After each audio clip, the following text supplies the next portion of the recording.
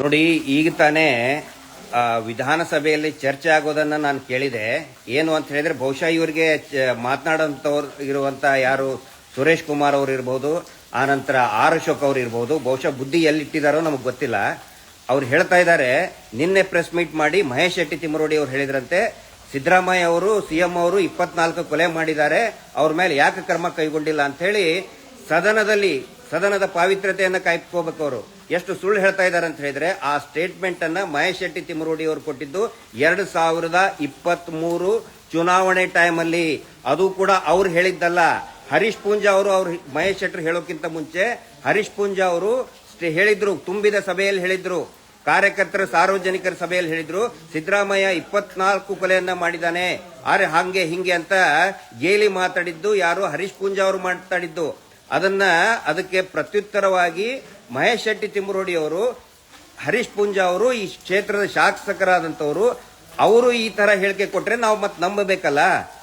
24 ಕೊಲೆ ಈ ರಾಜ್ಯದ ಮುಖ್ಯಮಂತ್ರಿ ಮಾಡಿದ್ದಾರೆ ಅಂತ ಹೇಳಿದ್ರೆ, ನಮ್ಮ ಶಾಸಕರು ಹೇಳಿದ್ರೆ ನಾವು ನಂಬಬೇಕಾಗುತ್ತೆ. ಹೌದು, ನಾವು ಹೇಳ್ತೇವೆ ಅಂತ. ಆದ್ರೆ ಹರೀಶ್ ಪೂಂಜಾ ಅವರು ಹೇಳಿದ ಸತ್ಯನ ಸುಳ್ಳ, ಎರಡರಲ್ಲಿ ಒಂದಾಗಬೇಕು. ಹರೀಶ್ ಪೂಂಜಾ ಅವ್ರನ್ನ ಏನೋ ರಾಜೀನಾಮೆ ಕೊಡಬೇಕು, ಒಂದ್ ವೇಳೆ ಸುಳ್ಳ ಆದಂತ ಹೇಳಿದ್ರೆ, ಅದು ನಿಜ ಆತಂತ ಹೇಳಿದ್ರೆ ಸಿದ್ದರಾಮಯ್ಯ ಅವ್ರ ಮೇಲೆ ಆಕ್ಷನ್ ತಗೊಳ್ಬೇಕು ಅನ್ನೋ ಅರ್ಥದಲ್ಲಿ ಮಾತಾಡಿದ್ದಾರೆ.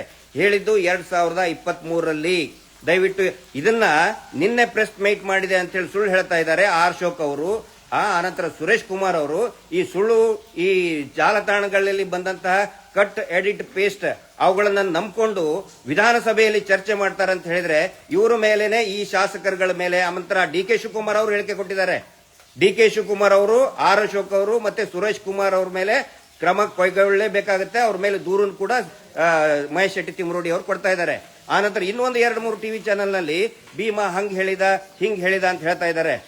ಒಂದಿಷ್ಟು ದಿನದ ಹಿಂದೆ, ಬಹುಶಃ ಒಂದು 10-12 ದಿನದ ಹಿಂದೆ, ಮಂಜುನಾಥ್ ಗೌಡ ಅಂತ SIT ಇನ್ಸ್ಪೆಕ್ಟರ್ ಭೀಮನಿಗೆ ಏನೋ ನಿನಗೆ ಗಲ್ಲಿಗೇರಿಸ್ತಾರೆ ಅಂತಂದು ಹೇಳಿ ಒಂದು ವಿಡಿಯೋ ಮಾಡ್ಕೊಂಡಿದ್ದಾನೆ ಅಂತ ಹೇಳಿ ನಾವು ಹೇಳಿದ್ವಿ. ಅದು ಸುದ್ದಿ ಕೂಡ ಆಗಿತ್ತು.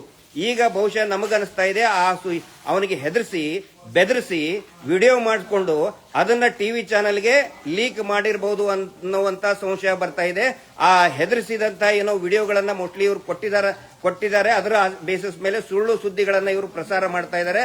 ಅವ್ರ ಎಲ್ಲರ ಮೇಲೆ ಕೂಡ ನಾನು ಹೇಳ್ತಾ ಇದ್ದೀನಿ, ದಯವಿಟ್ಟು ಪೊಲೀಸರು ಕ್ರಮ ಕೈಗೊಳ್ಳಿ. ಆ ಟಿವಿ ಚಾನೆಲ್ ನಲ್ಲಿ ಸುಳ್ಳು ಸುದ್ದಿ ಯಾರು ಹೇಳ್ತಾ ಇದ್ದಾರೆ, ಆ ಟಿವಿ ಚಾನೆಲ್ಗೆ ಯಾರು ಮಾಹಿತಿ ಕೊಟ್ಟರು ಅವ್ರನ್ನೂ ಕೂಡ ಅರೆಸ್ಟ್ ಮಾಡಬೇಕು ಅಂತ ನಾವು ಆಗ್ರಹ ಮಾಡ್ತಾ ಇದೀವಿ. ಈಗ ತಾನೇ ಜಸ್ಟ್ ಯಾರು ನಮ್ಮ ಮಹೇಶ್ ಶೆಟ್ಟಿ ತಿಮ್ಮರೋಡಿ ಅವರು, ನೀವು ನೋಡಬಹುದು ಟಿವಿ ಚಾನೆಲ್ ಅವರು ಎಲ್ಲರೂ ಬಂದಿದ್ದಾರೆ ಲೈವ್ ಆಗಲಿ.